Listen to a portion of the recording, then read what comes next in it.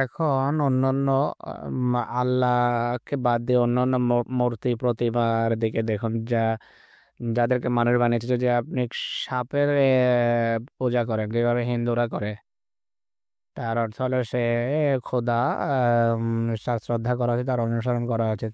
এই সাপের যে বৈশিষ্ট্য, এগুলো একান্ত সম্মানিত বৈশিষ্ট্য হলো, অন্যথবা তার ইবাদত কেন করব?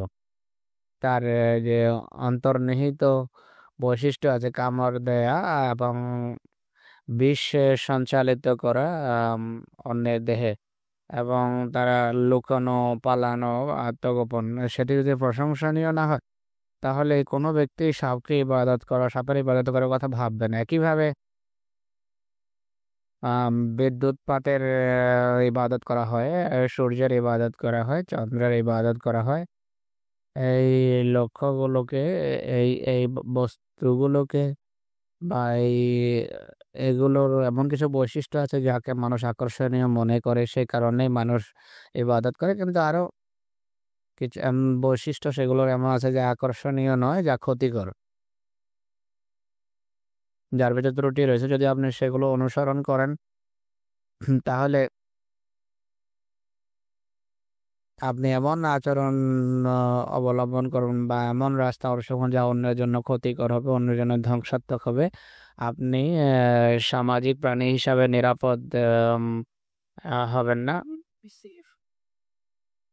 মানুষ আপনার পক্ষ থেকে নিরাপত্তা বোধ করবে না, আপনাকে নিরাপদ মনে করবে না। কেননা আ- আপনি যাদের ইবাদত করবেন, তারা চায় যে আপনি অন্যদের সাথে একই আচরণ করেন, কেননা এই বৈশিষ্ট্য তাদের ভিতর রয়েছে। আপনি যদি এক ভুল আহ, বস্তু বা ব্যক্তির ইবাদত আরম্ভ করেন, তার পছন্দনীয় অভ্যাসগুলো আপনার ভিতর অবশ্যই স্থান পাবে। দ্বিতীয় যে কথার উপর জোর দেওয়া আছে তা হলো, আপনি যদি কোনো বস্তুর বা ব্যক্তির ইবাদত সেটিকে জানা ছাড়া করেন, যদি আর সে বস্তু বা ব্যক্তি যদি কখনো আপনার ডাকে সাড়া না দেয়, without বা সেই সত্তার সাথে আপনার যোগাযোগের যদি কোনো সম্ভাবনা না থাকে, আর আর তার পক্ষ থেকে যদি দিক নির্দেশনা না পান, তাহলে সেই ইবাদত অর্থহীন, এবং সেটি অন্তঃসার শূন্য।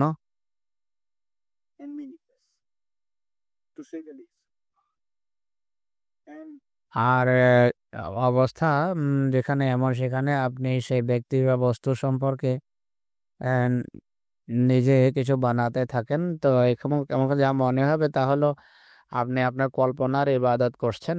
আপনি বাস্তব কোনো বস্তুর ইবাদত করছেন না, আপনি আপনার কল্পনা বা আপনার নিজস্ব প্রবণতার অনুকরণ করছেন। নিজের অভিরুচি অনুসারে একটা খোদা বানিয়েছে, তার ইবাদত করেন। গ্রিক রূপকথার যে কাহিনী আছে, সেইখানে এই ধরনের বিষয় প্রচলিত।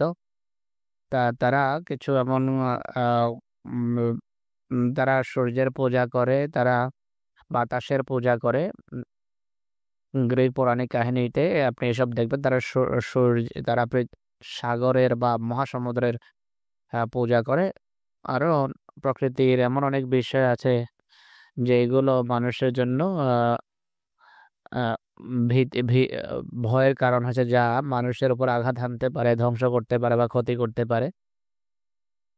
আর সেগুলো আবার যখন মানুষের উপকার করে, মানুষ অনেকের কল্যাণের কারণ হয়েছে। তো তারা এই ইবাদতের এই বস্তুগুলোকে এইভাবে বোঝে। কিন্তু তারা কখনো সূর্যের সাথে কোনো সম্পর্ক স্থাপন করতে পারে না, সূর্যের প্রকৃতিকেও জানা সম্ভব হয়নি। সূর্যের কাছে যখন ইবাদত করছে, সূর্য কখনো সাড়া দেয়নি। তারা বাস্তবিক পক্ষে জানতোই না যে সূর্য কিভাবে খুশি হয়, আর সূর্য তাদের কাছে কি চায় তা কোনোদিন তাদের জন্য জানা সম্ভব হয়নি। আমি এই বিষয়গুলো আপনাদের সামনে ব্যাখ্যা করার চেষ্টা করছি। যে সমস্ত বস্তু বা ব্যক্তি আপনার ডাকে সাড়া দেয় না, আপনার সাথে যোগাযোগ স্থাপন করে না, যেহেতু এগুলো আপনাকে দিক নির্দেশনা দিতে পারে না, তাই সেগুলো সম্পর্কে এটা কল্পনা মানুষ করে, অনুমান করে, ধারণা করে। আর